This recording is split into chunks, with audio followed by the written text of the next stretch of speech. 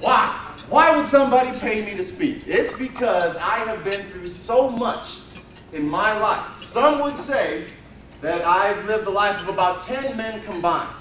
And in each and every one of those situations, I have learned how to make lemonade out of a whole lot of lemons. And that's what I'm going to talk to you about today, about how you are not defined by what life throws at you. You're defined by the choices you make once life throws these things at you. Now, I've inspired a lot of people by telling my story, and hopefully I'll do the same for you. Now, I've got to cram about an hour-and-a-half presentation into about 30 minutes, so I need to get started. So we're going to start right at the beginning. I was adopted at the age of 1 by 2 white parents. I grew up in an all-white town, population about 15,000, and I was the only African-American in town. So I know this is back in the early 70s, so I'm pretty sure you know how much racism I had to deal with. But my mother and father always taught me not to pay attention to that. They taught me to turn a blind eye to ignorance. And that worked for a long time until I joined the Army. And I left this nice little safe, all-white community, and they threw me into an all-black platoon. And let me tell you something. If you don't believe that culture shock exists, whoo, let me tell you, it does. Okay, I didn't eat the right foods. I did not talk the right talk. Are you trying to eat and videotape me at the same time? I gave up on eating. I'm sorry. I didn't talk the right way, and I sure didn't dance right. Okay? These guys were out there popping and locking and do all that stuff, and I was out there looking like Carlton off the Fresh Prince. Remember that?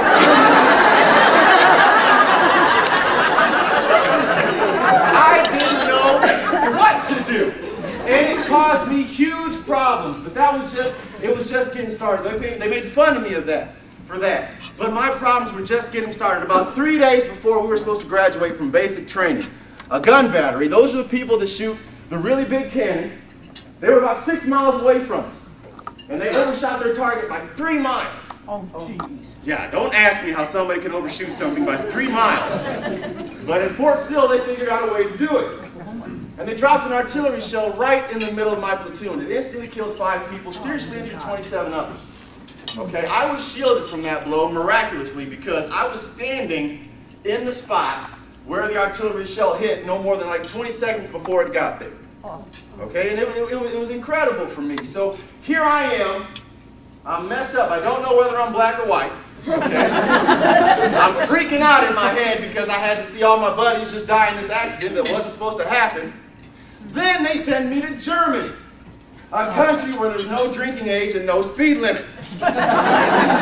Brilliant. I actually did pretty well when I first got over there because I already spoke fluent German.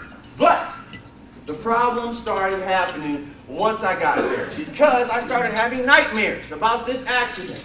Very grotesque, very gruesome nightmares about what had happened. And it started to affect my everyday work. It started to affect my relationships. It started to affect my whole life. And this was around the time that Desert Storm was getting ready to start. And we were getting ready to deploy. Well, about 3 days before we were to leave for Saudi Arabia, they told me, Ethan, we don't think you're stable enough to go on this trip with us.